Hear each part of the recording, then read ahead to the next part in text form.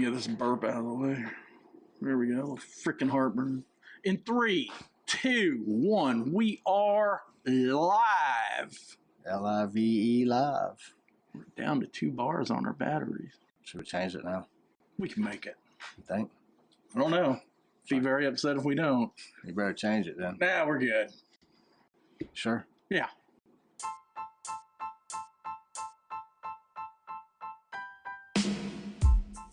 Race car spelled backwards is still race car. This is the Race Car Spelled Backwards podcast. Hey, what's going on, everybody? My name is Brad, and with me, as always, is Jamie, and we are live in the Darn Barn studio. This is the Race Car Spelled Backwards podcast. It is still spelled backwards race car. All day long. All day and all night. Every day. 5 days a week. I don't even know how many days there are in a year. 362? Or is it 64? Or is it 65? I think it's 365. I know the Xbox is a 360. For some reason, I thought the Xbox was a 365. Man, we've already started off the rails. All right, so we raced at Indy Road Course this weekend. Before we jump into the race, let's touch on everything that's happened over the last week. After the Pocono race, we all know about the disqualifications because we talked about them on the show last week. But what we didn't talk about was the 34 car of Front Row Motorsports failed pre-race inspection, resulting in a L2 penalty for modifications to a single source part. Front Row Racing Motorsports was hit with a loss of 100 owner points, 100 driver points, crew chief suspended for 4 weeks, and fined 100,000 points. And then if the 34 actually wins a race and makes it into the playoffs, they will take 10 playoff points away. I guess he doesn't have any playoff points. No, because they're not that good. Well, I mean, don't you have to be pretty good to have some points? They were one of the cars that got taken back, too, last week after the race to be ripped down. So you think they look at Brad Kozlowski anymore? I mean, he just... No, highly doubtful. Yeah, they're like, even if he's cheating, it doesn't make matter. A difference. It'd be like checking Rick Ware. I mean, Brad's got to be losing his mind, dude. You think? He really sucks this year. I mean, just sucks. Are you surprised by it? Well, I think taking on an ownership has got to be stressful. Okay. But Tony won a championship. Wasn't that his first year as an owner? Yeah. So is Tony just that much better of a driver? I think... Of course, Tony's kind of sucking as an owner this year, too. I think it has more to do with Roush Racing. Roush Fenway was so far in the crapper, Brad's having to pull him out. Because you look, Chris Buescher not doing half bad. No, he caught fire and finished top 10. But, I mean, he's doing better than Brad. Do you think? Week in and week out. On average, he's better. Do you think when he pulled into the pit stop, he got on the radio and said, "I'm on fire"? I doubt it. I think he did. Then they hosed him down with fire extinguishers. I think they knew he was on fire before. So, other big news, Camping World is ending their relationship as the title sponsor at the end of 2022. That secret was kept about as good as the Chicago road race. I mean, we've been talking about this for a long time. Months. Rumor on the street is they're bringing Craftsman back as the title sponsor, which that'd be kind of cool. Yeah. Craftsman, as everybody may or may not remember, was the title sponsor when the series made their debut in 95. It was actually the Super Truck Series then. They only raced 20 races that season. Mike Skinner was the first champion of the Truck Series. And Craftsman came on when? 96? The year after that? Yeah. Back when there was a Sears. I haven't seen a Sears in years. Yeah, where do you even buy Craftsman at now? Online? I don't really know. I mean, when Amazon? They were at Sears... Amazon Network? That probably is on Amazon. My dad only bought Craftsman. It's because Craftsman would replace it. Back when they were Sears. Actually, he got ticked off before he died. He brought in a socket that had split. They wouldn't? And they said, no, we don't do that anymore. Man, I can remember pulling pliers out of the dirt with my granddad, him finding a pair of pliers in the yard and said Craftsman. He goes, "Oh, we can replace these." We got Just went to Sears, took those muddy, dirty pliers that wouldn't even open or close anymore in. They said, "Oh, okay, we'll give you a new pair, brand new pair in a pack." I wonder if they still have that warranty. Highly doubtful. So, first year they were Craftsman was 96. Craftsman stayed in the series till 2008. Ron Hornaday won the first championship when it was Craftsman. Marcus Lamons from Camping World has pretty much been threatening to leave. Isn't he kind of like the Fox of sponsors? Kind of makes fun of us for being fans. Well, he's just kind of a butthead to people on social media. Yeah. Yeah. On social media. He seems arrogant. He really does. He seems extremely arrogant, but he just seems like a rich, arrogant guy. I mean, when he was sponsoring all those trucks, you had a lot of guys complaining because of how much he was giving them, and it was like pennies on the dollar. But that's, like he said, that's money they weren't getting before. So they were running that race regardless, so you might as well take his offer for pennies on the dollar and put his name on the truck.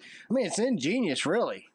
Dude's brilliant when it comes to business. And it makes him look like he's trying to help, but was he? I don't know. I'm not surprised that he's leaving, and honestly, good riddance. Just move on. Next.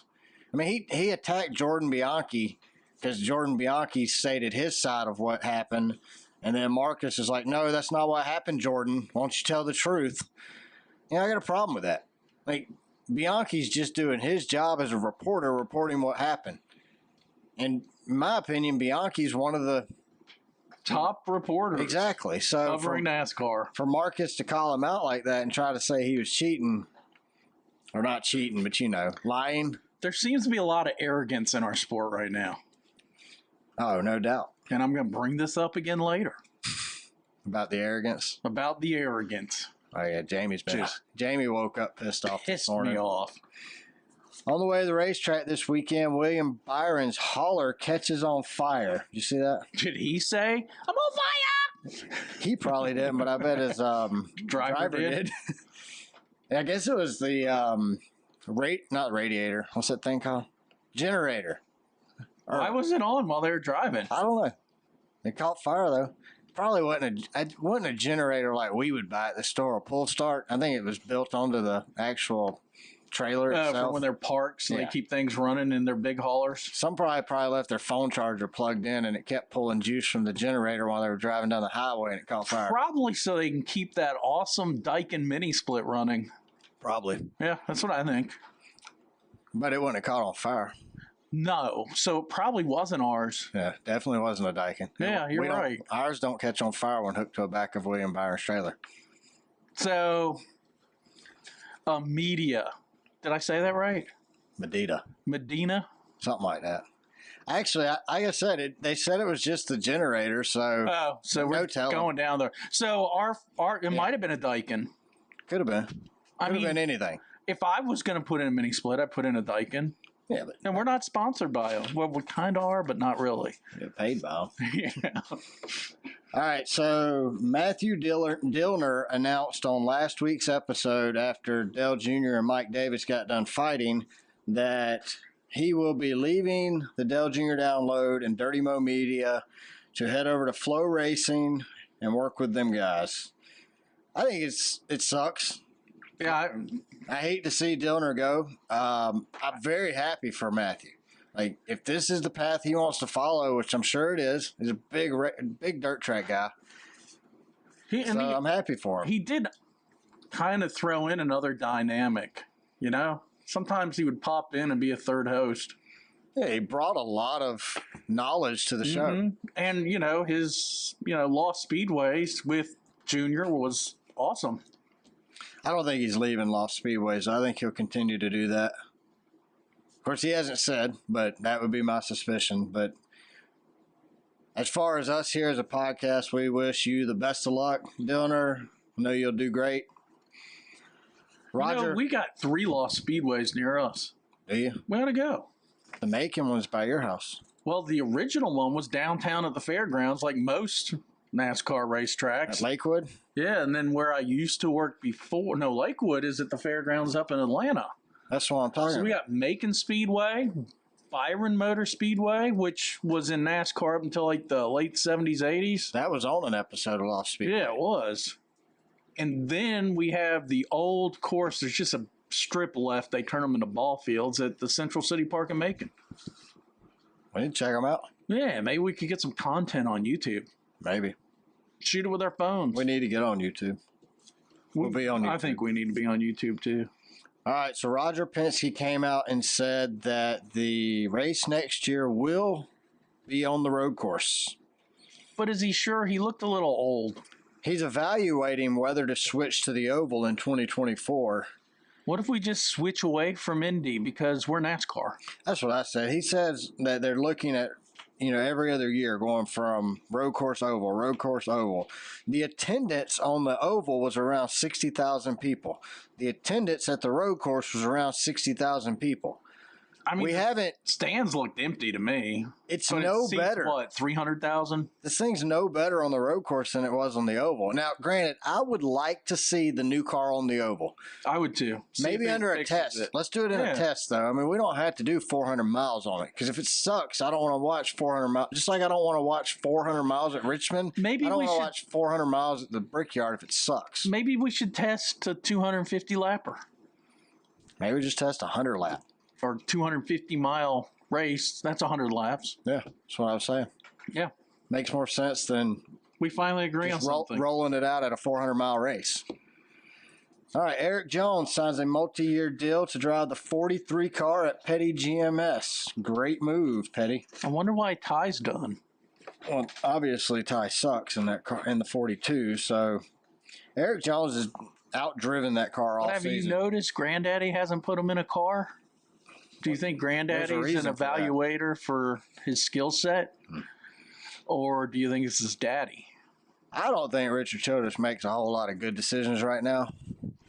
Personally, Yeah, I mean, the way he's handled this Tyler Reddick thing, in my opinion, has been kind of a DB move. I mean, Richard is bigger than that, but he's kind of handled it like a little baby. I mean, but aren't you going to feel bad? I mean, he didn't hear directly from Tyler, did he? Or maybe he did. We don't know. Really know. yeah, we don't know when Richard heard about it. And nor do we know. I don't think Richard is really involved in the negotiation I would process. hope that when you know you're going to be on a Zoom meeting with Denny, That was planned. it's going to be loaded to YouTube, that you've already told Richard. Yeah, I just have a hard time believing. Maybe he didn't. Who knows? But either way, Just let it go, Richard. RCR shouldn't have let Tyler leave. No, they should have They paid had him. him. They should have locked him in. But as we've heard rumors of, Richard's cheap, which is probably why his grandkids drive for him. Or You his think he grandson. paid Senior less than other drivers? I don't think you had to pay a lot of money back then. It was a lot of money back then, but it's not what it is now. Well, Senior was the first that really took this licensing to Yeah, where he that's made where Senior made all his 25, money. 50 million a year just selling his likeness. Yep. So it's first off, Richard Childress, it's his fault for letting Tyler ever leave. I blame him. I blame the whole organization. Second, when the news broke, Richard got all pissy and tweeted saying it was, that they handled it the wrong way. Yeah, Then- but so make it better. Well, Don't add fuel to the fire. So No? Claire B. Lang asked Richard over the weekend. I finally heard this clip too. And Richard's like, yes, of course Tyler will be in the car the rest of this season. And she says, well, what about next season? He says, well, Tyler will be in a RCR car next season. He didn't say the 8 or anything. It's just in a car. That could be in the friggin' Xfinity series for all Kind we of know. hedging. It's very cryptic. Tyler even said that he hadn't talked to Richard since the announcement till yesterday in Victory Lane. I have so much respect for Richard Childress, too. Yeah, I mean- this is to me. This is, I don't know. This is the same owner that took his Rolex off to punch Kyle Busch. I mean, yes, we all want to hit Kyle Busch. But Every owner out there's wanted to hit Kyle Busch, but they were professional enough not to do it. Oh, Dale's staring at me. That's creepy. Yeah, that's because you're about to say something stupid. Took my last pain pill this morning. Dale's staring at you. You about to say something stupid. No. I was just going to say I have a lot of respect for Richard Childress. He's done a lot for the sport. He's always had a great team, except for what, since Harvick left? And now, with Tyler Reddick. I don't know, his grandsons maybe should be in management if they want to stay in racing. Well, yeah, because Richard said that when Kevin Harvick decided to leave, the two of them sat down, come up with a strategy, had a joint press conference, separated peacefully, and went on their way. That's next season, because remember, Harvick announced it and then came back the following season before he left to go to Stewart Haas. So everybody says he's going to have a lame duck season. Well, Harvick didn't. He came back that next year, won 4 races. So Richard said that this didn't happen between him and Tyler. Well, maybe Tyler didn't sit down and agree to your stupid stipulations. Oh, we're going to do it this way because this is how I've done it for 183 years. We're only going to pay you $25,000 a year. Yeah, that's good, right? Because you're racing. Well, drink some of my wine. Like you said, maybe maybe Austin should be in the management side. I don't know. Maybe Richard shouldn't be investing so much into his grandkids.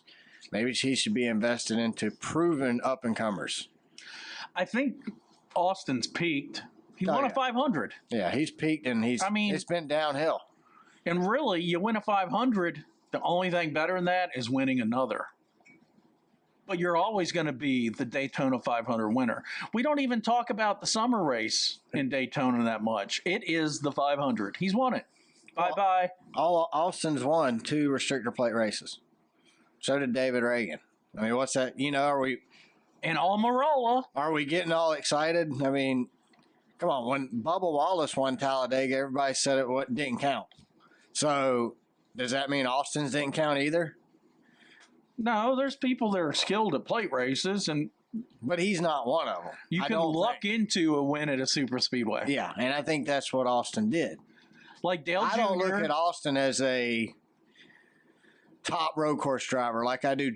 I'm going to throw up a little bit, but Joey Logano. Yeah, I did. I threw up a little bit. Why did I not say Chase? We're all. I was getting there. Chase, Dale Jr., Dale Sr., those guys I look at. Tony, I look at those guys as experts. Brad Keselowski, they're really good road course racers. Heck, I would even say Ryan Newman. I mean, yeah, Ryan Newman or Ryan Blaney even, but not Austin Dillon. Austin Dillon got lucky because he's been unlucky a lot of times there. Oh, he's unlucky almost every week.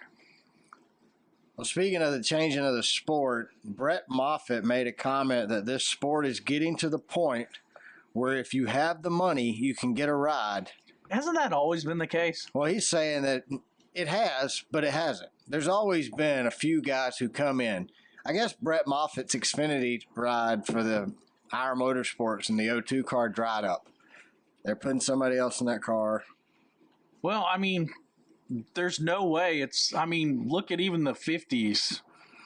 Well, you see it. You got to have a sponsor. What Brett said, it's becoming paid, or if you got the money, you can get a ride. But if you have the talent, you can't stay in the sport anymore, something like that. I was reading some things on Twitter where fans were responding, and I've noticed a lot of hardcore fans that I follow on Twitter over the years. This year, they've kind of got to the point where they don't feel like the sport cares about them.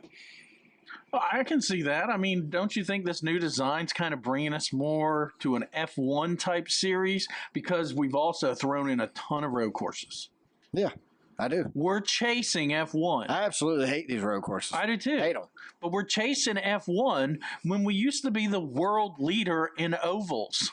Here's the thing, though. I never felt like NASCAR cared about me. NASCAR's a sport. They're going to do what's in their best interest, which means what's going to make them the most money. But, only time I've ever gotten a warm, fuzzy feelings when my driver won. Exactly. I'm not rooting for NASCAR. I'm rooting for Chase, or I'm rooting for Dale Sr., but Dale Jr. You would pull for those guys if they went. I mean, we're driving, 7 hours to go watch Dale Jr. race a 100-lap late model stock race? I mean, that's what I mean. And now we've been talking for years, folks, about doing the 24-hour of Le Mans. Lemons, really. Lemons, yeah. Against Dale Jr. would be But, we've kind of... Dale Jr. in his podcast last week said he'd love to do it, and I'm like, Brad, we got to do Tour de Lemons and tow it out to Sonoma and race against Dale Jr. door to door in our Datsun V210. We just got to find a car for $500. That's what I think.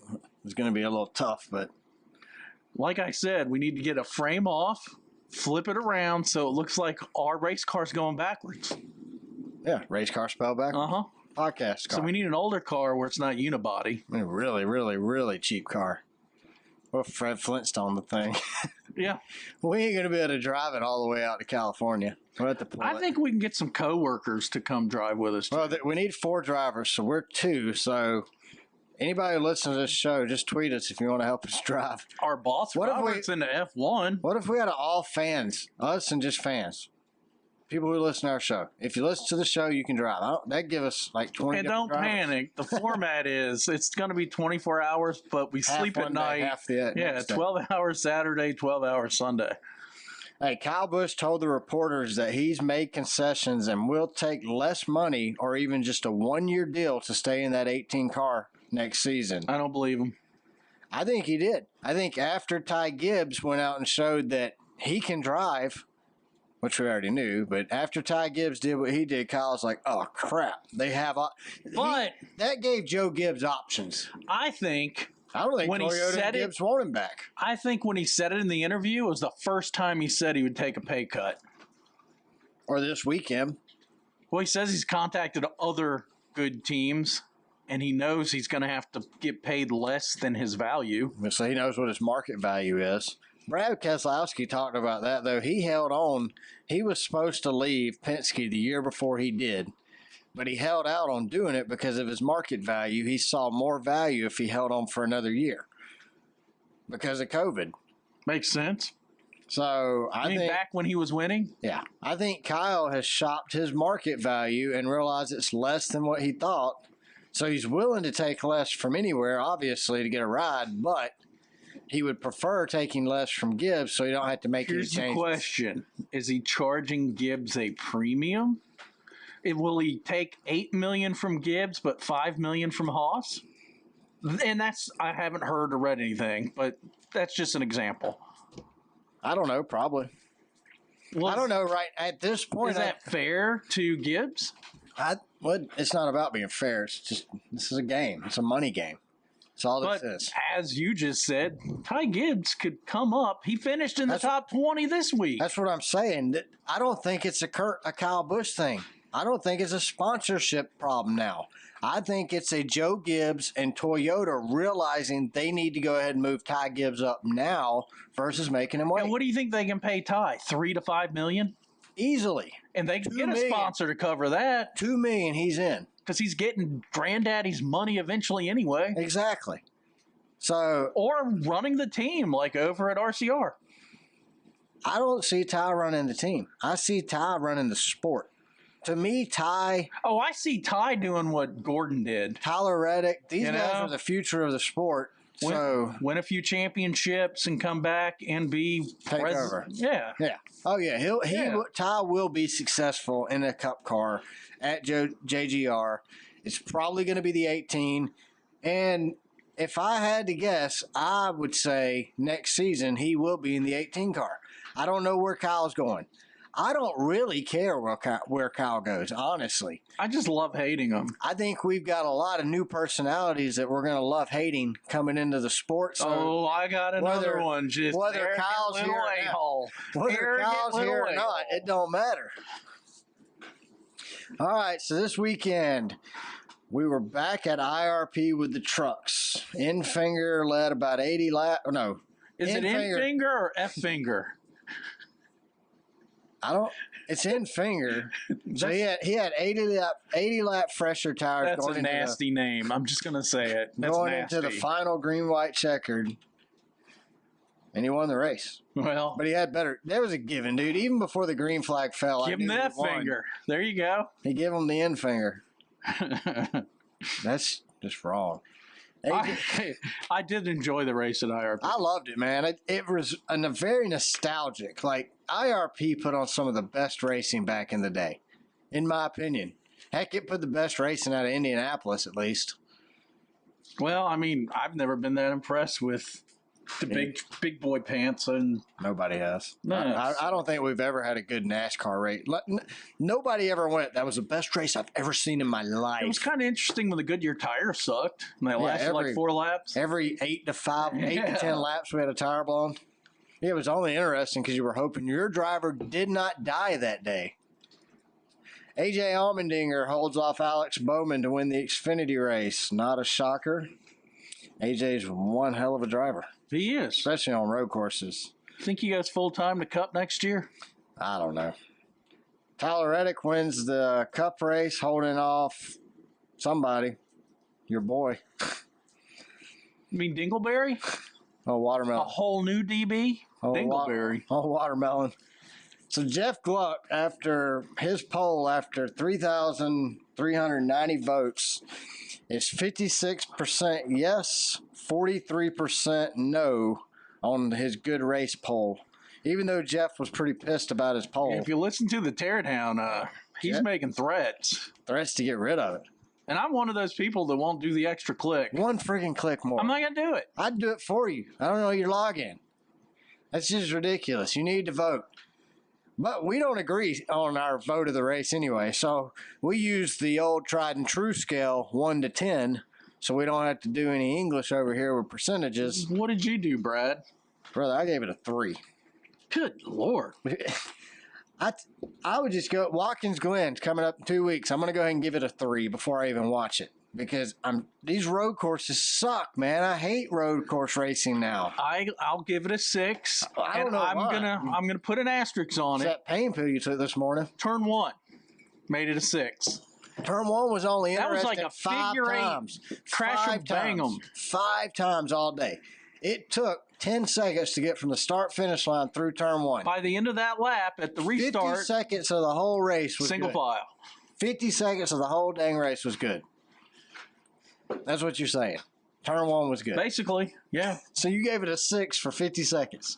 Oh, the bump and run. What would you have voted on Gluck then? If you could make it past that extra click. Which is really just touching your phone screen. I probably would have voted yes. Really? Yeah. I was wondering now, who the mind drunks were that you, voted yes. I recorded it and got bored a few times and went to the X Games. I watched the whole race, just not in order. I'll tell you what, Tyler Reddick, man, that dude's a phenomenal driver. He is. He don't let anything rattle. He didn't let it rattle him. Like when he won Road America, it was just straight up domination. Nobody near him at the end. He went in and won it. Yesterday, he had friggin' bullets flying at him with Ross Chastain coming off an access road. It didn't rattle him at all. Austin Cindric, who we know is a proven road racer. It rattled me. Yeah. Pissed me off. I just think I think what you saw with Reddick is the future of this sport. Like I said a minute ago, Ty Gibbs, Tyler Reddick, these guys are the future of NASCAR. Ross is the new Ross Chastain. He's the future. Yeah, he is. And I'm going to love hating him. Exactly. And so a lot of people are. Tell you who won't be the future of NASCAR, in my opinion, and that's John Hunter Nemechek. So in the truck race, John Hunter gets into Taylor Gray, spinning him, putting him into the wall. Then John Hunter gets out and complains because Zane Smith essentially did the same thing to him. I just don't like him. I do not like Isn't John that Hunter. called crocodile tears? Yeah. Like, here's my thing. John Hunter moved up to Cup, went back to KBM because it's going to look better on his resume with a bunch of wins at KBM. But eventually you got to go to Cup and you need to win. But he hasn't performed at KBM either. Because he sucks. Exactly. And nobody performs at KBM like Front Row Joe. He was called Front Row because, yeah, but he could qualify. He couldn't win any race. What, he win 2? Well, his son, I think, is probably taking on the same thing. Well, you can always go race for his daddy. Isn't that Front Row Motorsports? No, he's NOCO. Noroko? Nomiko? Yeah, Nomiko or something. Nomco. Are they still in Cup? I don't think they're in anything. They're just... Are they even in the trucks? I don't know. I don't think they are. I think they're gone. I think they gave it up. The Nemiko. Nemiko, that's it. Nemco, whatever it was. All right, so obviously neither one of us liked the race. Well, no, I liked the race. Jamie loved 50 seconds of the race. I'm glad you enjoyed that 50 seconds of the race. Is that why you only gave it a 3? Because it was 30 seconds of Turn one? I didn't even enjoy it. I just thought turn one's stupid, man. It was all stupid. The start of this race looked like pure amateur racing. You had the best drivers in the world. Like the first stage, you had Denny Hamlin wrecked like 62 times in stage one. Very first Denny turn, we had people wrecking. Phantom crash into nothing. Spun out.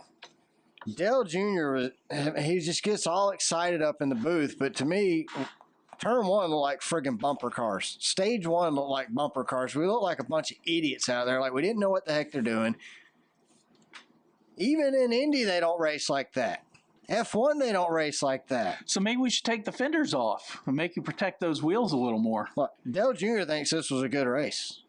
I think it was horrible. That's 2 weeks in a row I don't agree with him. I'm on the okay level. But like I said, I went over to the X Games. Yeah, that's a problem. That means you had issues with the race too. Well, it got boring after turn one. Exactly. So by the end of the lap, they're single file. You gave it a dang 6, and all you liked was turn one, and we only got turn one 5 times. Give me the highlight reel. That's it. 2 minutes. You got it all. And that's showing a burnout in Ryan Blaney's payback to Suarez. So 2 minutes of a highlight reel, you've seen everything that's happened all friggin' day. Pretty much. And I enjoyed. It sucked, dude. I enjoyed turn one. I would have gave it a 0 if they would have allowed me. I would have fallen into the 0-star trap with this track, man. I think Richmond's going to be more entertaining than this race. Actually, that's like saying I like Joey Logano. It's throwing up a little. The real test will be Phoenix, the last race. To see if we like it. It's going to suck, too. I think it is. It sucked earlier this year. It's going to suck when they go back. I want to see the new car at Homestead, which I'll see in a little bit, but... Ty Gibbs subs for Kurt Busch again, as Kurt's still recovering from the concussion stuff, and he finishes 17th. Which is damn good for second race. Kind of had a quiet day and an uneventful day, which, you hear it on DBC all the time. They say if... He didn't wreck anybody. Yeah, we don't want to hear your name. You finished mid-pack and we don't hear your name. That's pretty dang good. So... Only his second time in the car. Yeah, dude, he finished 16th last week, which really was 18th. So let's just say 18th. Because he got bumped up. He got two positions. So he finished what? The same? He finished one position better. So he improved this week over last week, in my opinion, on paper. With 18th to 17th is an improvement. With only one suspension of a DB. Exactly. Well, no, Austin, they didn't get suspended or DB'd. No, DQ'd. Oh, he was a DB. DQ'd. Those DBs got DQ'd.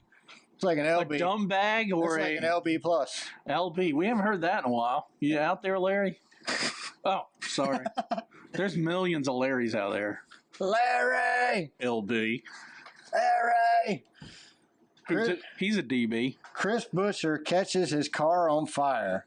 Then to me, it's like a clown show. Like, Buescher's in the car. You see flames. There seemed to be a little delay. They're spraying a fire extinguisher in the car. In his face. Yeah, and then they're spraying got the leaf blower trying to pull the smoke out. And then the dude finishes 10th. Yeah, I mean. His hair on his arms is probably singed. And he goes out and finishes 10th. That's friggin' crazy. Why did the car catch on fire, though? Like, we had a lot of mysterious issues yesterday. You had the Chris Buescher random fire. Maybe he dropped a cigarette. Well, that would be cool. That was what was going on in the old days. Or, because it's Chris Buescher by Wyndham. Oh. That's probably what it was right there. It was a Wyndham hotel. It just, as we know, Wyndham's... You have random smokes. It just starts smoking randomly at the Wyndham. Wyndham, to me, is kind of like the coffee grinds at the bottom of your coffee cup. Well, Chris Buescher ain't that bad. Wyndham is. Wyndham is. I walked past the Wyndham. So maybe it was his car. It was just the Wyndham sticker on the car just made it go to crap. Look, this is what my wife and I went to New York City over the weekend to see Hamilton, which... this is going to be a rabbit hole, but I think if our congressmen and women would go see that, both parties, I'm not picking a party, we might have a little more cooperation in the running of this country. But anyway, we walked past the Wyndham, We stayed at a Hilton. We walked past the Wyndham to get to the Richard Rogers Theater. Shooting up heroin on the side. There was. Really? Yeah, I wanted to take a picture, but Jody's like, no, don't do that. Don't take a picture. Don't of get the mad. crackhead. I'm like, that guy's in no condition to come after us. What's he going to chase you? He's like barely able to lift his head up. Then I'm like, no one cares that this dude's. There were like 4 of them shooting up heroin. I saw the same thing in Asheville. But then we get around the corner and there's a needle depository. Yeah, that way your kids don't pick them up and play with them. And guess what? These people on heroin can't put the thing in the depository. There's needles laying around. Did you see where there's that place, I think it's in Canada, where they're like having safe heroin use zones, so you can come use your heroin in their safe free zone? I'm okay with it if there's That keeps it off the street, someone picking up the needles and putting them in a safe deposit, because people on heroin don't seem to be able to do that. Maybe we get Fauci to pick up the needles. He's going to retire soon. He's going to need something to do. He's from New York, too. He might want to clean it up. Yeah. They can go there and just pick up needles all day. I think it'd be a great job for a retired old man. But every time we rode a cab, it was like turn 1 in Indianapolis. What, I couldn't drive in New York City. Oh my God. I didn't see anybody at Indianapolis throw their credit card out the window, so your cab rides were nothing like the race at Indy. Yeah, I'm not even going there.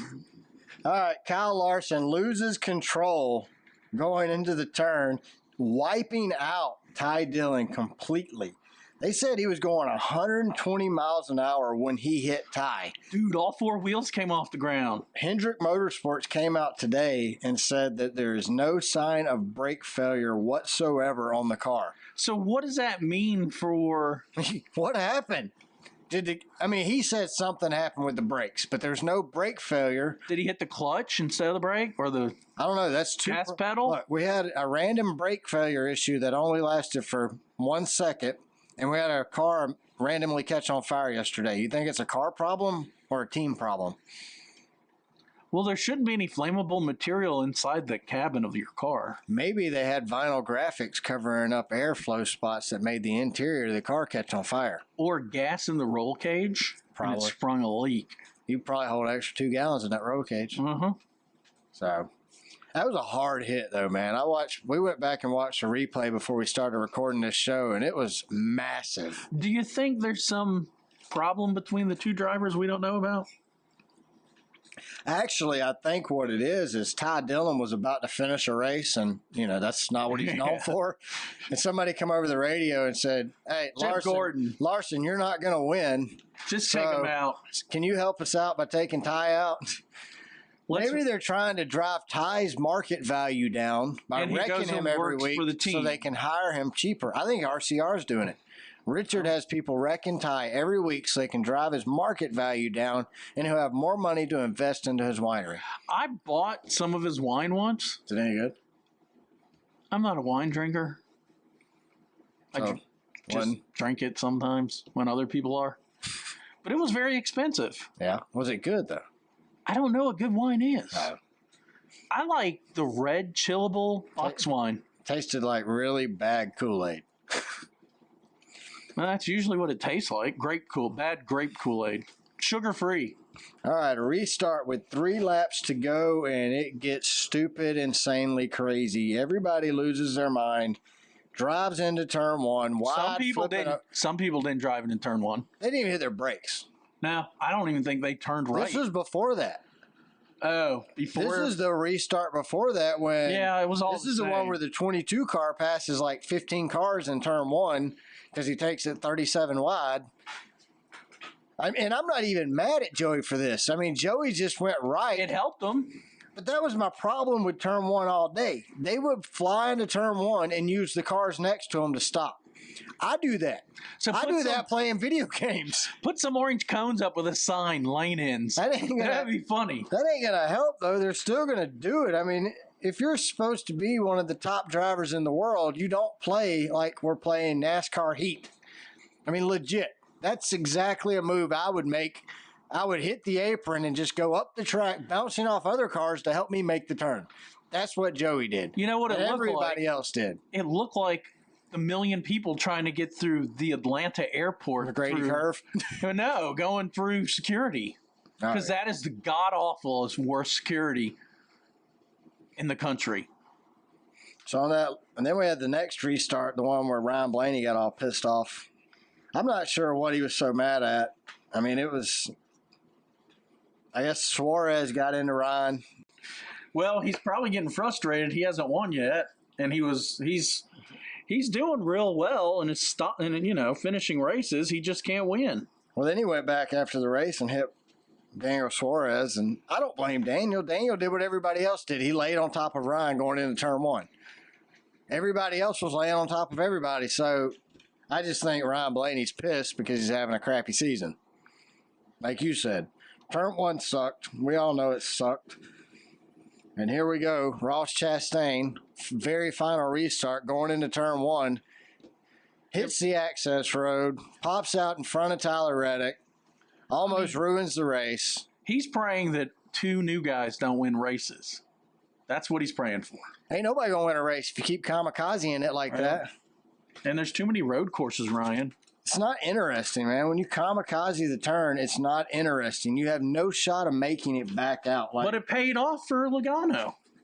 But if you watch, we watched that restart, or that final restart. Ross Chastain never attempted to turn. No, he didn't. Ross Chastain barely hit his brake.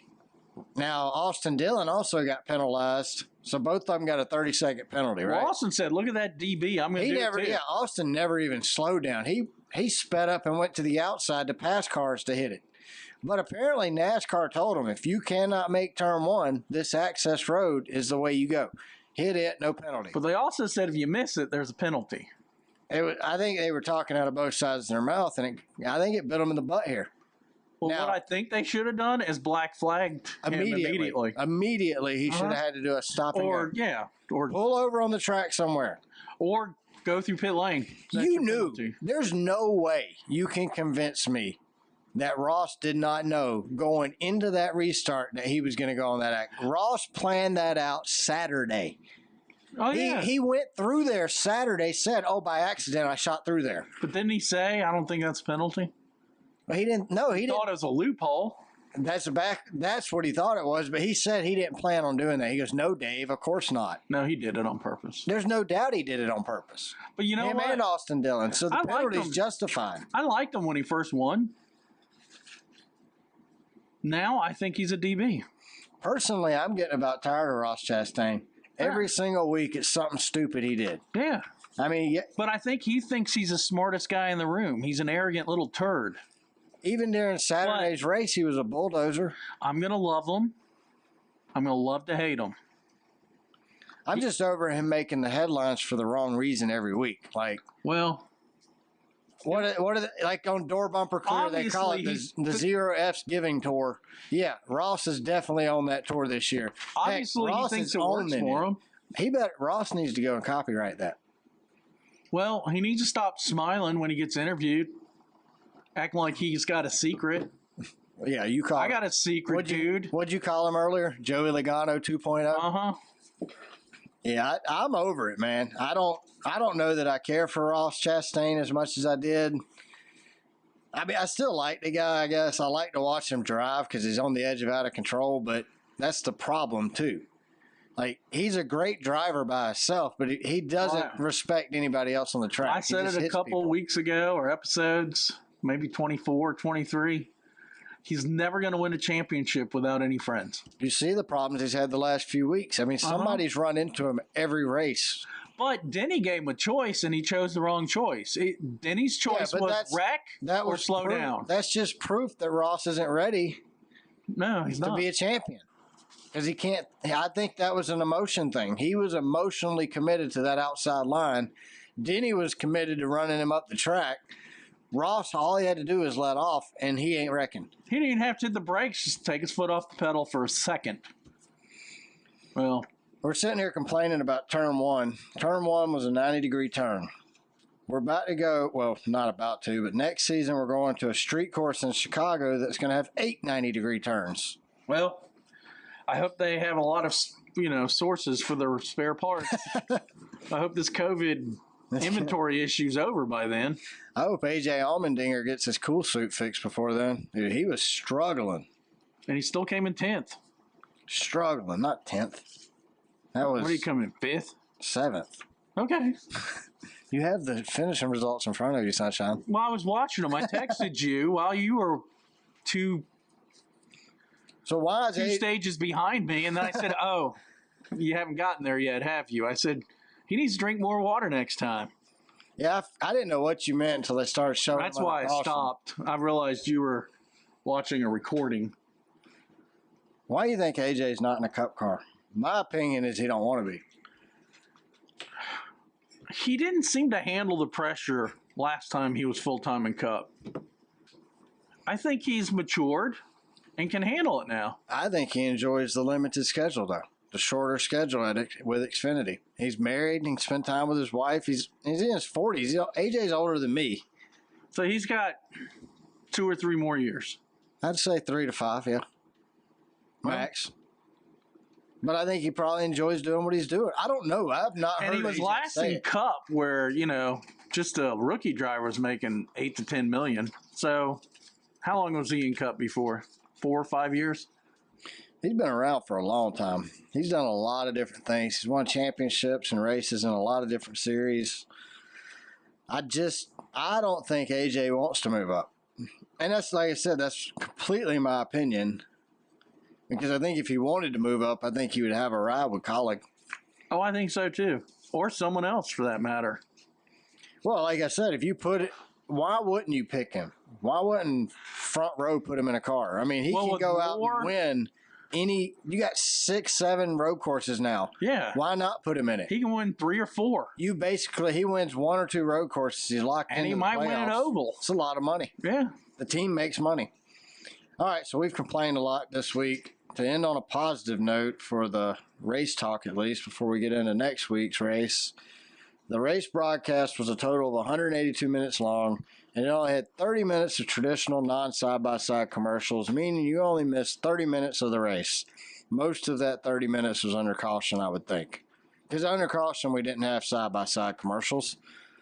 Well, as we know, NBC's doing a way better job of covering the races. Yep. And NBC will be covering it next week when we go to Michigan. But when we go to Michigan, Jamie, where the heck don't we want to stay at? This is an area I have experience with. Are these people better than the Northerners? Like a little. Their reviews actually use words? But, I lived 2 years just like 30 miles north of the Irish Hills. Is that where Irish Spring soap comes from? Probably. Cool. My father was sent by the government to get his PhD at Michigan State, just up the road. To conduct those LSD experiments he did? I'm not sure he did that. He never really told us what he did. Yeah, that's fine. It's probably something shady. It could have been the mailroom. He ran the stamp machine. I don't know. Yeah. But he had a PhD. Or he could have been working for the CIA passing out in LSD. Economics. But anyway, I've been down here. To the Travel Lodge?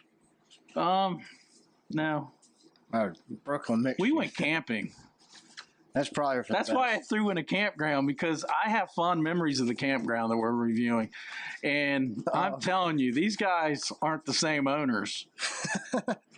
But anyway, we'll start first with Travel Lodge by Wyndham, our favorite chain of no-tell motels. The motel section is unofficially brought to you by Wyndham. Yeah. We should pay them royalties. Well, without Wyndham, we're not making without Wyndham, we wouldn't have all these crappy hotels to talk about each week. And the Irish Hills are in the middle of nowhere, and there's a Wyndham. So there's a crap hotel everywhere in America. Don't worry, by Wyndham. You haven't been left out, no matter where you live. Chris Busher, are you listening? He knows. Yeah, he doesn't stay. He lives at a Wyndham. He won't take the free rooms for the sponsorship. He's like, nah. But we're at the Travel Lodge. This is Rebecca Bennett. Right. She gave it a 1 out of 5 on Google. She used her real name. Charged $60 and claimed that we had accidentally gotten a free night. What? When shown evidence that this wasn't true, as it had been booked and paid for, Liz then said, and Liz must work there, in my opinion, said that a washcloth had come up missing. Wow. $60 for a washcloth? I don't know if I've ever stayed at a Wyndham, but my guess is they have the thinnest washcloths from the dollar store. And then I've never bought a $60 washcloth anywhere, but I guarantee you the Wyndham or the Travel Lodge by Wyndham is not buying they're probably buying $600 for $60. yeah, because you can get a badass beach towel at the beach for less than $60. Yeah, and cut it up into small Yeah. pieces and call it a bath towel. Well, she replied to Liz, and no, it had not. Oh, well, actually, the washcloth was stained and there was a towel stain. So $60, please. So they changed the story on her. Yep. Called to dispute that. The management, what is his name? Groove? Groove? Groove? Like from Groove. Minion. Yeah. Maybe it's the dude from the Minion movie. So we'll just Who go did with that. not identify himself when answering the phone, so that he'd ever so graciously give us $30. I'll give you half. We'll split the difference. Now, this is a situation I might go back there and clean my butt with the washcloth.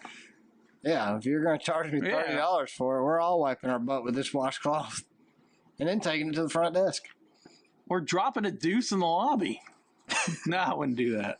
That's disgusting. No, we asked for the stained items. So she told Liz, no, they weren't stained. Give them to me. I'm paying for them. Oh, no, see, those don't exist. What? Why not? Well, they threw them out. Can we see pictures of these items? No, they didn't take them.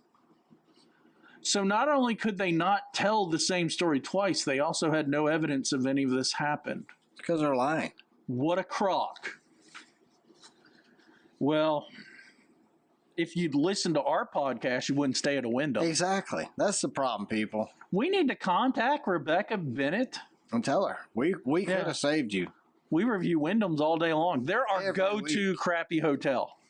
They have ghosts, hillbillies, everything. Asian people jumping out of kitchen cabinets. I mean, you get it all. Rednecks, hillbillies hopping out of the floor. You get it all at the Wyndham. Yeah. Ghost. We've had ghost. And I found out, look, We need one with aliens. that one in Bristol where the hillbilly was living in the hole in the floor, Yeah. it was a travel lodge. By Wyndham. But I don't remember it being by Wyndham. Maybe they just didn't write it all out. Wyndham, I'm still up for the $500,000 a year. I'm sure Brad is too, to inspect your hotels and withdraw franchises from the losers that own your hotels. I'll do it for $250 a year $250? with race tickets included. All right, I do. Yeah, plus Plus room and board at every track. reimbursement, Cars, flights. and I wouldn't mind driving track to track. we can clean the filter in our room and the air conditioner. We could like bum rides with hauler drivers. We're just cutting around the back because the generator might catch on fire. And if they sponsor us for the races, we don't have to quit our daytime job. Yeah, we can do that on the road. Yeah, we can do it on the weekends. The Wyndham. We can only hit East Coast races. Well, if they We can do provide all of them. travel, Yeah, we if could they fly. pay for our flight, we could fly out. We can at least get to the Cup Series races on the West Coast Fly out on Friday, and leave fly home on afterwards. Monday morning. Because we don't have to worry about ticket prices. Exactly. They're paying for Wyndham's it. got us covered. Yeah. Or flights. They'll pay Is for that that. part of their... Maybe we can get a private jet. Maybe we could bum a ride with some of these teams. Maybe. That's what I said. Ride with a hauler driver. But that won't be fast. Well, whatever. Don't stay at a Wyndham. All right, where we going next? And they don't want to improve because they're not willing to pay Brad and me. I'm sure they listen. You know they do. America's Best Value Inn. Hey, that's what you're always looking for. The best value in America. Well, You think it's been around since 1776? there's probably been Value Inns, Probably. just not called Value Inn. This is before. I have a feeling they're not owned by America because they called it America's. Oh, yeah. You know they're not. I don't think you should profit off of Jesus or America I'm good with that. unless you're selling nothing but American flags. But I've never stayed at a hotel called Jesus is Inn. And I probably wouldn't. Do you think maybe in Tijuana there's a Jesus hotel? The Jesus Inn? I'm going to look it up for next week. We're not racing in Tijuana. Yeah, but there might be a Jose or Juan. Juan Jose? Juan Pablo. But this is Chelsea Kramer. Chelsea. And this is very recent. She gave the American Best Value in 1 out of 5. Amen. Think we should sprinkle in some of those fake 5 out of 5s done by people from another country that can't spell? No. They sound like the way we talk. That's management. Yeah. Upon entering our room, the immediate impression was very poor. The room was very dirty. The bathroom door didn't open due to the wrong toilet seat being used, blocking the doorway. Oh my God. How do you block the doorway with a toilet seat? They've used one bigger than it should have been. I've never seen the toilet lid bigger than the seat. Did she put pictures? She says she did.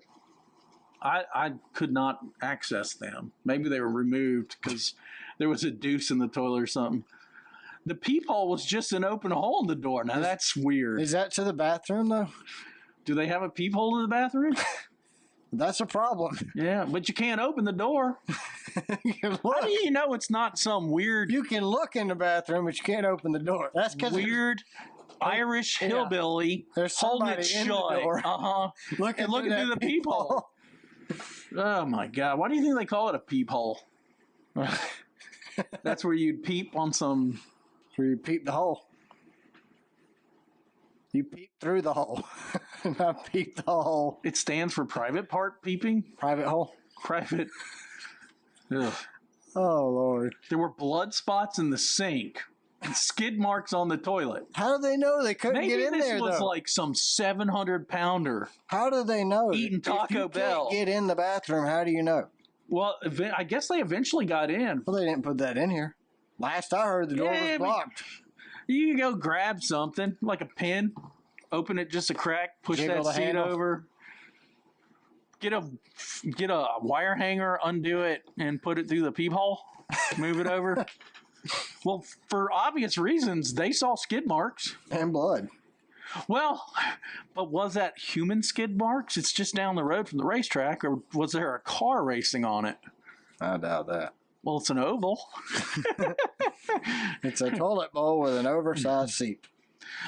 We had agreed upon a 12 p.m. checkout, but at 11:30 they were knocking on the door telling us we needed to get our stuff and get out and leave. Did they negotiate that checkout time the day before? I've never, ever negotiated checkout time. Well, me and the front desk guy, we agreed that 12 o'clock sounded like a good time to leave. I'm a Marriott reward winner. Not winner.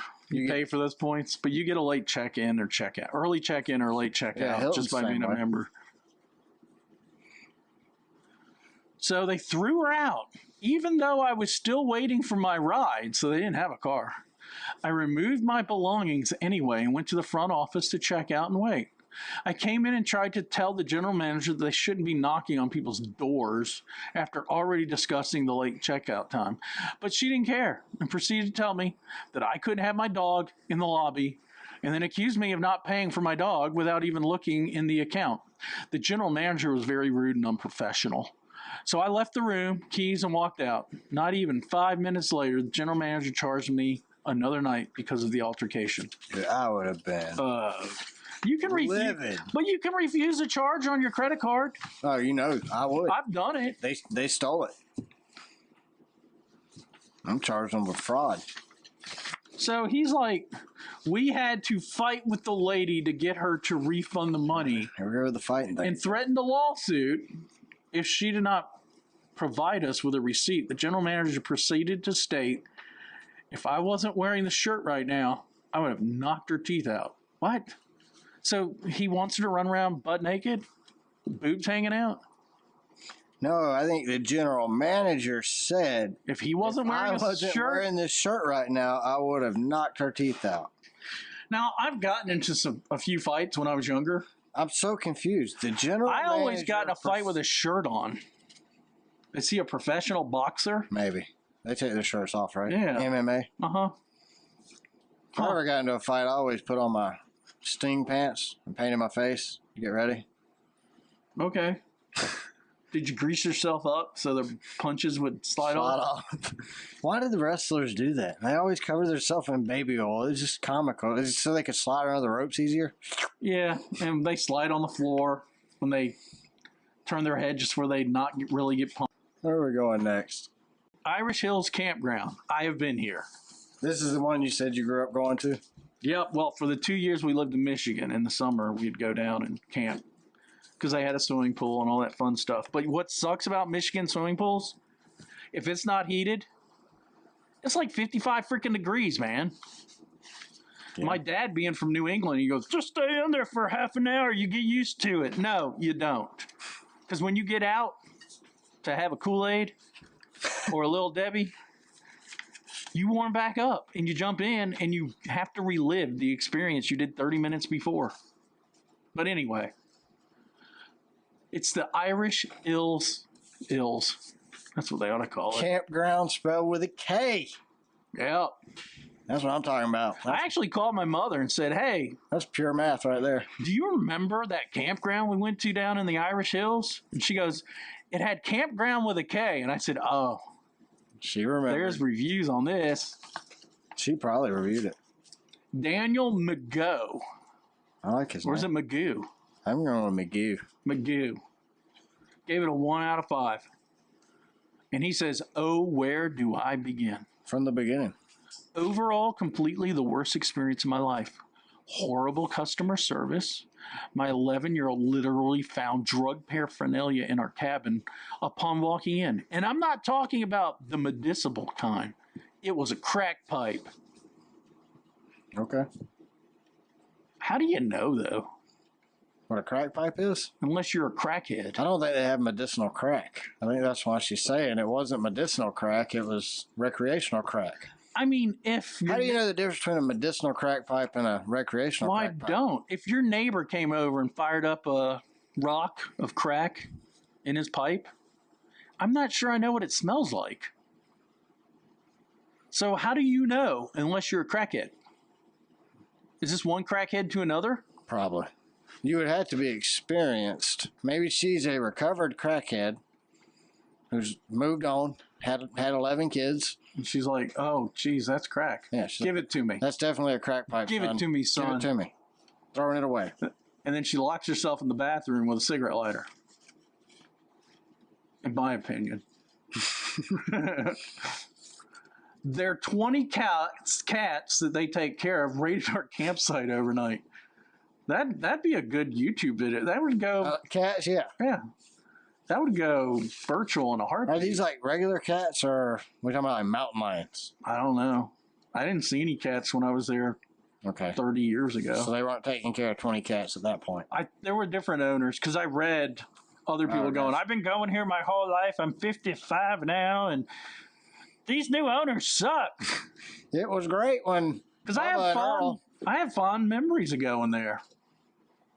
Is this like a family camp thing or like fat camp? It was, but wait till you hear what the hell they do, man. All right. Let's go. So, a previous review said it best. It seems like you are inconveniencing the owners, to say the least. The owners live above the office, and if you ring the bell for assistance during business hours, as the sign says to do, you are almost casted off like you interrupted the lady's favorite Netflix series on her personal time off. That's not right. Well, maybe he did interrupt her Netflix series. You cannot access the swimming pool unless you ring the doorbell. You cannot access the game room unless you ring the doorbell. You cannot get firewood or even buy things from the little shop without ringing the doorbell to get it. I asked her while she was in the office if she could take a picture of me and my family because we wanted to start a yearly tradition here like we did when I was a kid. She was extremely irritated. I responded with, don't worry, we're going to be in the pool for a while, so if you're busy, please finish what you're doing. There's just no one else here to take a picture. She said she will be out a little later and never came. In the woman's restroom, there were loose live electrical wires hanging out of light sockets and fixtures. This whole experience was very disturbing to me and my family, especially because I used to come here as a kid, when the previous owners owned it, and had such a memorable experience every time. There was 2 other campers there. Clearly, they ran the business down. Huge altercation with the lady upon leaving. Checkout was at 1 p.m. I gave her the key to our cabin at 12:55 after she just opened the pool for my wife, 11-year-old and my 6-year-old. Soon as I handed it to her, she asked, "Okay, so you're checking out and still planning on swimming?" I said, "Yes, for a couple hours maybe, go to the game room too." She said, "No, no, no, no, no, no. You cannot stay that long. You checked out, so unless you are getting another night, you have to get off the property." I was blown away. Told her this vacation was the worst experience I've ever had, and she said that's fine, but I have to get off the property. So I kind of have an issue with this. After you check out, you think you can stay? No, I have a problem with that too. I mean, I don't think she had to be so rude about it. She could have probably handled it a lot more professionally, but Is the insurance going to cover a non-resident? You checked out at dang near 1 p.m. 5 till checkout time, you check out. And then you're like, yeah, we're checking out, but we're just going to use your facilities the rest of the day. When you check in, you gain access to those facilities. When you check out, you lose access to those facilities. I don't get it. I don't understand what this whole paragraph should have been removed. Well, he was probably pissed off and didn't edit it. Yeah, there was plenty of other things he has to be mad about here. But carry on. While gathering my family and literally buckling in my newborn into his car seat, she calls for backup. And some mid-60s guy comes driving up in his truck, gets out of his truck and tells me if I don't get off the property, I'm going to be arrested for trespassing. Now that's escalating a situation where you should... Quickly. Uh-huh. I'm blown away again. I merely argued for customer service and business model. What business model? See... This could have all been avoided, though, if he would have left after he checked out. It's trying to loiter. Remember we learned about loitering. Take the kids to the pool at 8 a.m. Yeah, he's trying to be a loiterer, as we learned about on other episode. He's a loit. And he gets kicked out for loiting. Yeah. He is loiting, and they've kicked him out. Do not camp here. You will regret it. I have pictures of everything, including the one of the old man who thought he was a bouncer, making threats to me like, "You better get out of here before you piss me off," right in front of my 11-year-old while I have a newborn in my hands. So, dude, if he really questioned your manhood, hand your newborn to your wife and punch the dude right between the eyes. Just get in the car and leave. I mean, none of this was necessary. None of it. Like, he had reasons to be mad because they wouldn't answer the doorbell. They were rude. The light fixtures are electrocuting people, and the place used to be busy every day of the week. Pool, bathroom, showers, play area, and the game room was busy all the time. I really wonder what could have killed this business. Well, they did, because when I went there, there was Donkey Kong. There was no live wire. I don't remember. The only live wire they had back then was Motley Crue. I'm like 8 years old, man. All I remember is, "Dad, can you give me some quarters, Dad? Daddy? Daddy?" And then he would say, "I just gave Joey a whole roll of quarters. Didn't he share with you?" No, but I'm going to go kick his ass. Thanks, Daddy. Like I said, man, the dude should have just left. Like, okay, so you're checking out and you still plan on staying. We're both parents. We've gone through this before with our kids. We got to check out at 11, get down to the pool at 8. Let's make sure all our bags are packed tonight except for what we're wearing tomorrow. Exactly. All right, so we will be in Michigan next weekend. Michigan is a 2-mile D-shaped oval with 18 degrees of banking. Thank you, Well, Lord. we won't physically be in Michigan. Well, we won't, but NASCAR will be. We'll be in Michigan. Okay. It is an they gave us a press surface. pass. Does that make us we now? Yeah. Okay. We're members of NASCAR media. We will be. So we, as in NASCAR, Irish Hills. we're all NASCAR. Irish Haven't you seen the Springs. commercial? I am NASCAR. Well, You are too. I've never. We are NASCAR. Have you ever had them refuse your money? NASCAR? Yeah, no. No. So we're all NASCAR. Well, yeah, we are NASCAR. We're paying to be NASCAR, but we're NASCAR, by Why don't they give us a share? in their business. Wasn't it public at one time? I don't think so. Their I feel like racetracks were, I think. Something was. And they took it private. Yeah. Yeah. All right. Seating capacity for Michigan is 137,000. It is owned by NASCAR. First race was 1968. They're running the race at the prime perfect time of 3 p.m. Eastern. You'll be able to catch the race on USA Network or MRN Radio. Oh, I got a beef with NASCAR. You always have beef with NASCAR. Well, is it over the start? It was on again? NBC, and I don't get NBC where I live with the antenna. So I had to sign up for YouTube TV. It was offered free for like 3 days. Yeah. I've got to remember to cancel it or I get charged $60. That's what we use, YouTube TV. I like it. I mean, it works.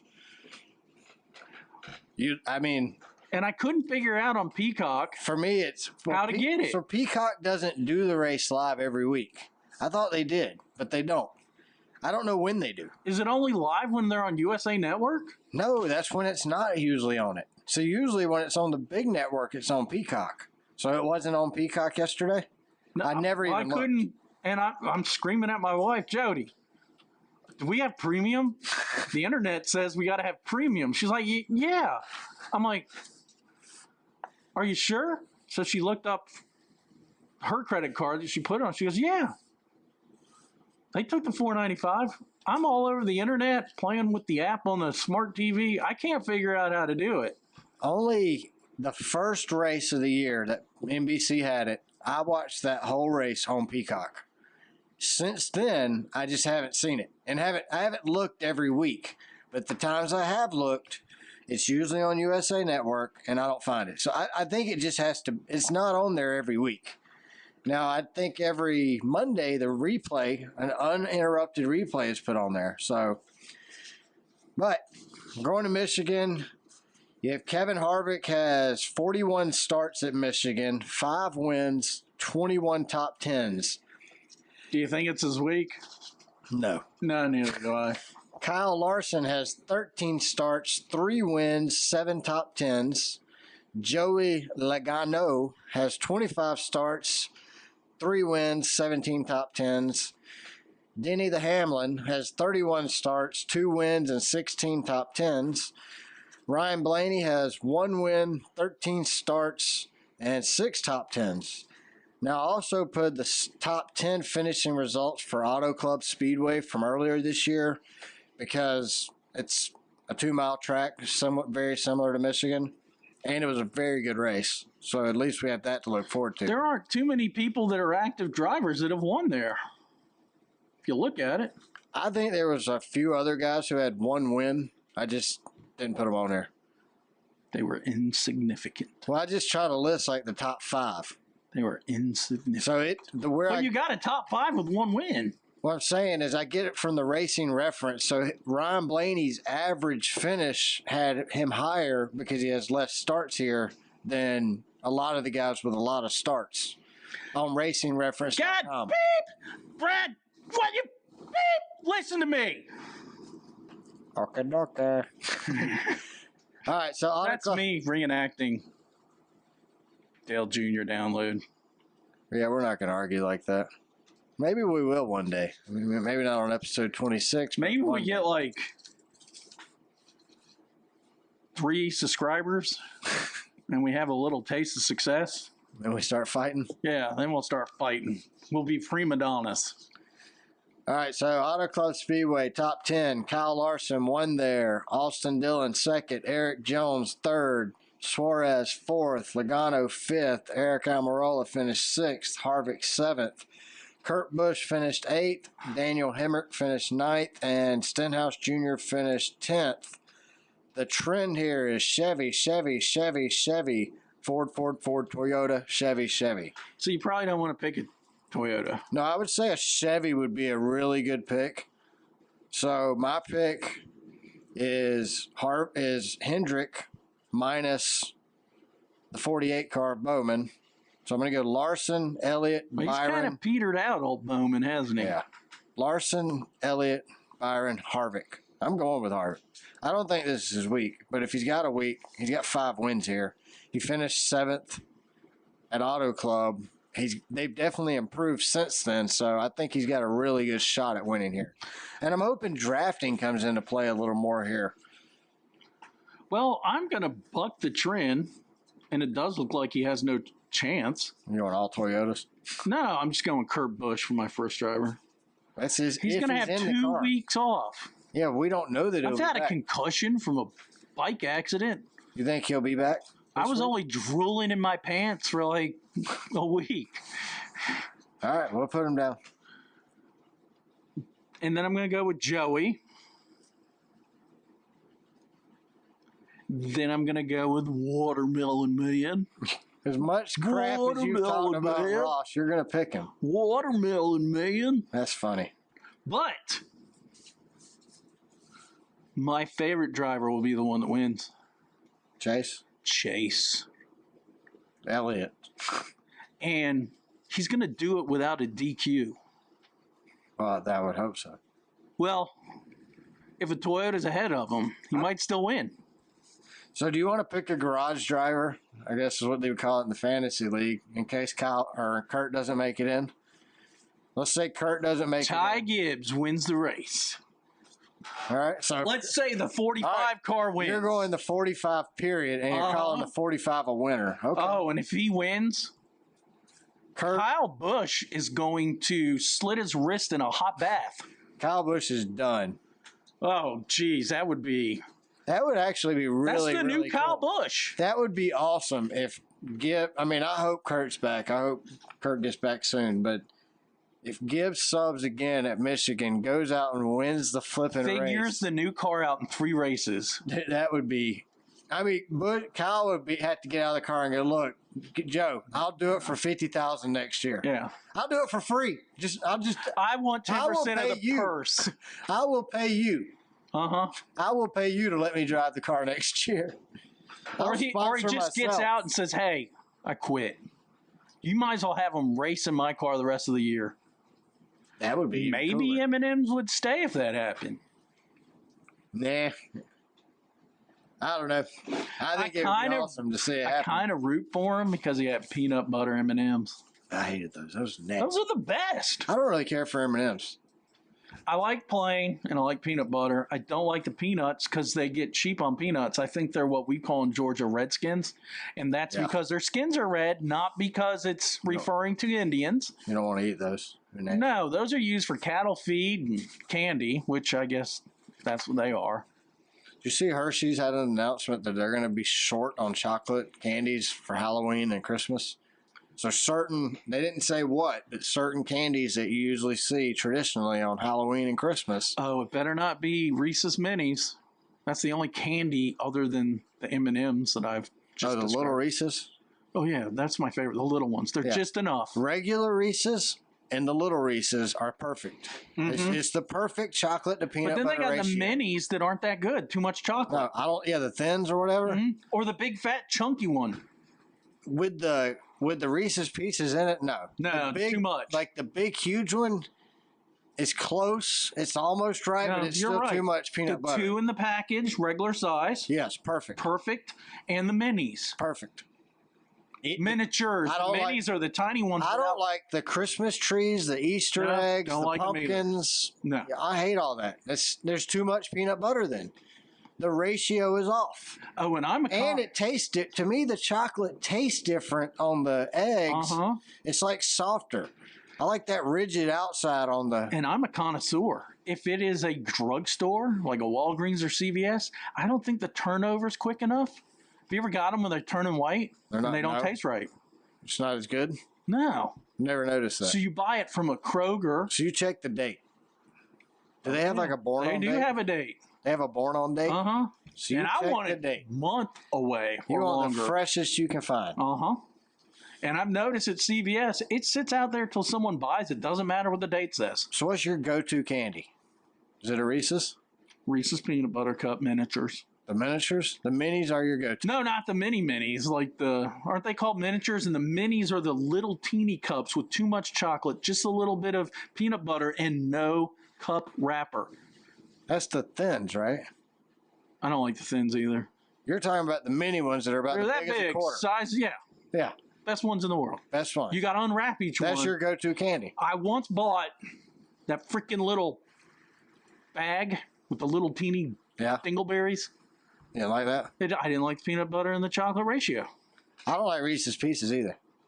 I like Reese's Pieces, but I like the M&M's peanut butter better. My go-to candy would be York peppermint patties, and I like the mini ones. I like Yorks. I like the small ones, like about the size of a quarter. You can get them at Costco. You can get like a box of 150.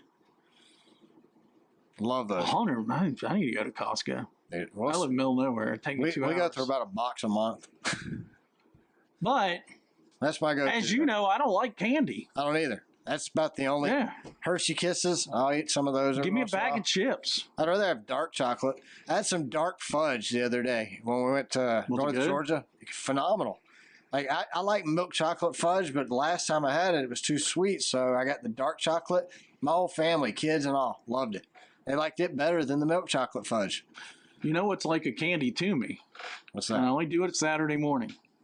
A cup of black coffee and a cold 7.5 ounce Coca-Cola. Same time? Uh-huh. Like sip the coffee, take the Coke. Why? It tastes so good. It enhances Sounds the horrible. coffee and the cola. But I bought, Have you tried mixing the two together? doesn't work. You've poured They Coke into even your make coffee. Coke and coffee. Yeah, that sounds horrible. It doesn't work. That's one heck of a way to wake up, Coke and coffee. And then I don't know if this is candy or not, and I don't like cake, but a Swiss roll with a Coca-Cola. Hey, I'm not a big Little Debbie or like I love Little Debbie. donuts now. I can do a donut. I'd marry her. I like glazed with the chocolate. on my Jody, donut. that's not literal. Yeah, she's just a candy. That would just be for her. Or is that a snack? Swiss rolls. What do you call that? A snack? It's not a candy. Do you even think a Swiss Dessert? roll's from Switzerland? No, it's like South Georgia probably. Well, it is Chattanooga, which is North Georgia. I mean, just across the line is Ringgold. Depends on which way your map's facing. Could be up or down. Don't you go into, when you go to Lookout Mountain, don't you hit Georgia for just a Is second? that really where Little Debbie's from? Yeah. I didn't know that. I bought a box today. I used to like Sour Patch Kids and Twizzlers. What are we talking about here? I don't know. All right, that's about all I got this week. You got anything? Well, you know, if Now you that got you know what Reese's kind of mini candy we like. peanut butter cups, Yes, don't send them to us in the summer because they'll melt. They make great Christmas gifts, though. We'll Yeah. gladly eat them. Oh, yeah. Yorks and Reese's. You got us. We'll return the favor. We'll send you a die cast with our autographs that no one wants. All right. Well, thanks to everyone who follows the show, who shares our show on social media, and listens each week. We greatly appreciate it. We love you all. Make sure you check us out on Spotify. Rate us on Spotify. Follow us on Twitter. We're at Car Backwards. Subscribe to the podcast on Apple Podcast and leave us a review. And make sure to check out our website. It's racecarbackwards.com. Well, Uh-oh. bye. I've seen that look. Huh, see ya. That's it? Thanks, guys. That's it. Everything Brad said, it's true. We love you guys. We do this because we enjoy people enjoying it. That's it. That's it. We have a great time doing it, and hopefully you have a great time listening. And that's literally the only reason we do this. That's a wrap. All right, guys. Y'all have a great week. Thanks for listening to a race car spelled backwards.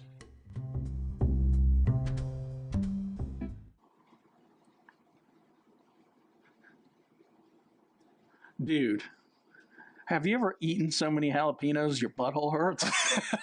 No. I think, you know, you've got a bunch out there. We've got some in our garden, and the jalapenos are going insane. So last night, Burning your butthole. I made nachos, and because we were at New York City, the only topping I had was I went and picked jalapenos and just put them all over it. My asshole's on fire, dude. I mean, I did my regular stuff, but it's just been burning all day. I jarred mine. Your butt? No, my jalapenos. Hey, did you turn off the recorder? Crap.